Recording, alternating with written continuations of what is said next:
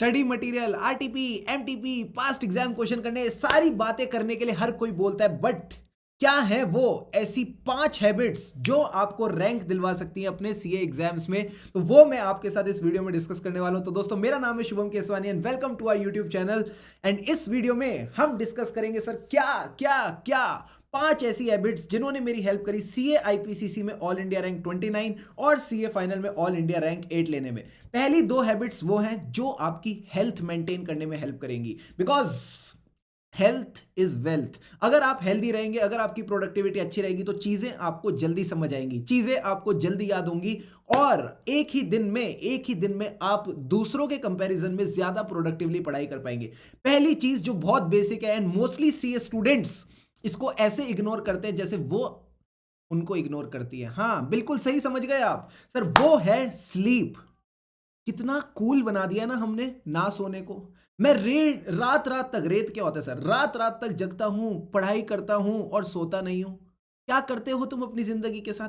तुमको एक बात समझ आती है? 1 दिन, 2 दिन, 3 दिन, 4 दिन ऐसे तुम बिना नींद के शायद जग लोगे, बट 5वां दिन ऐसा आएगा जब आपको ये लगेगा कि यार काश काश मैंने नींद को सेक्रीफाइस ना किया होता, काश मैंने चैन की नींद ले ली होती, काश मैं सो गया होता। तो दोस्तों, ना सोने को कूल मत समझो। कम से कम आपने हर दिन 7 से 8 घंटे की नींद लेनी है। सर रैंकर्स लोग सोते नहीं है, किसने बोला तुमको?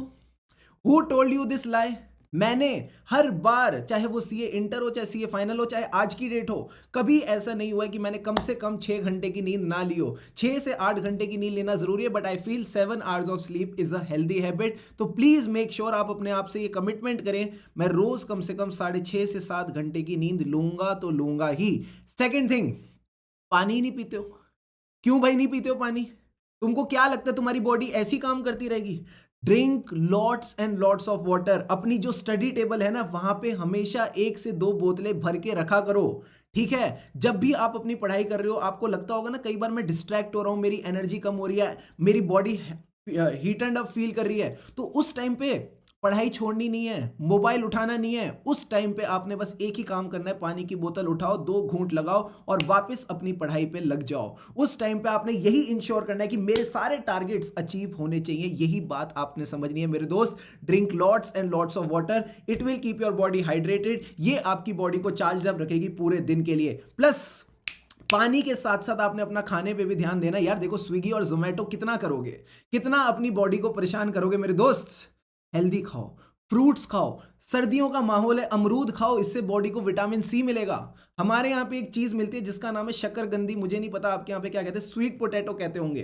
तो शकरकंदी की चाट खाओ, शकरकंदी का हलवा खाओ, इससे आपकी बॉडी को जो एनर्जी मिलेगी वो आपकी देखो पढ़ाई में कितनी हेल्प करती है। इसी के साथ साथ चने खाया करो।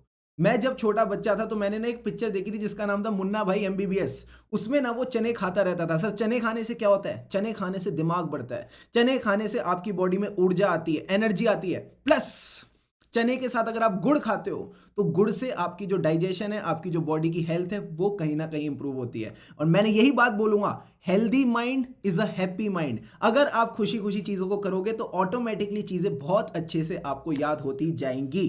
प्लस मैं एक चीज और आपको बोलूंगा, जब आप अपना हेल्थ का ध्यान रख ही रहे हो, जब आपने पानी का ध्यान रख लिया, खाने का ध्यान रख लिया, स्लीप का ध्यान रख लिया, अब अपनी पढ़ाई पे भी आपको ध्यान देके चलना है। So the third thing that I will request you is, जो भी पढ़ो मन लगा के पढ़ो।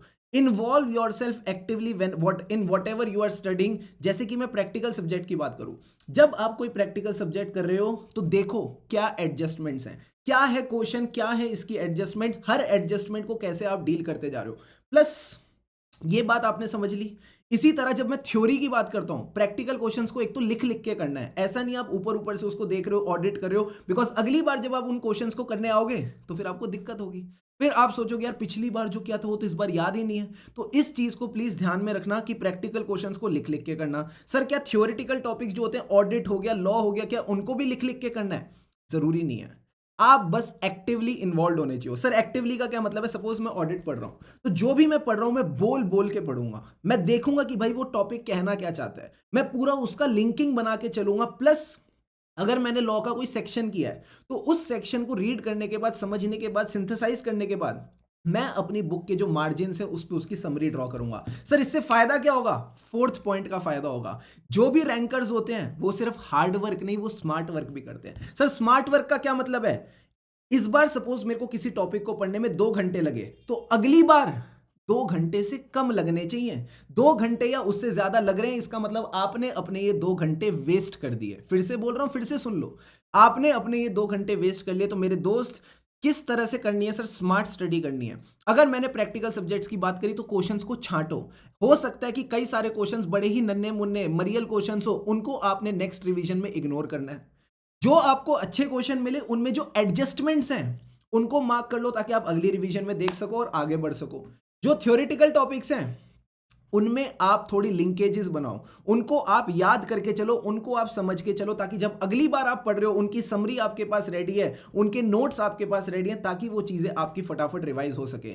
एंड अगेन, जरूरी नहीं है नोट्स बनाने हैं, जरूरी नहीं है नोट्स बनाने हैं, आप अपनी बुक में ही हाईलाइट करके चल सकते हो, ताकि अगली बार जब आप रिवीजन करो आप सिर्फ वो हाईलाइटेड पार्ट पढ़ के आगे बढ़ सको। And last point and the most important point is, ये सारी चीजें एक दिन नहीं करनी, 2 दिन नहीं करनी, 3 दिन नहीं करनी, रोज करनी है।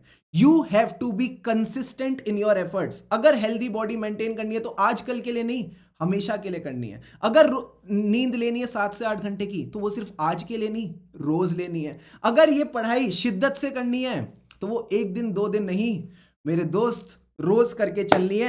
रोज प्लान बनाना है, रोज उस प्लान को एग्जीक्यूट करना है, फिर देखो कौन रोकता है आपको सीए एग्जाम्स में रैंक लाने से। एंड एक बात और बोलूंगा, कभी रैंक की टेंशन मत लेना। आपके सामने जो आपका दोस्त बैठा है उसने आज तक कभी सीए एग्जाम्स में रैंक की टेंशन नहीं ली।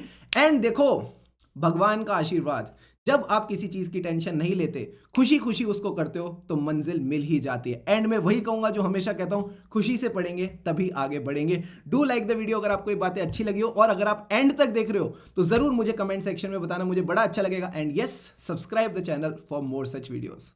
All the best.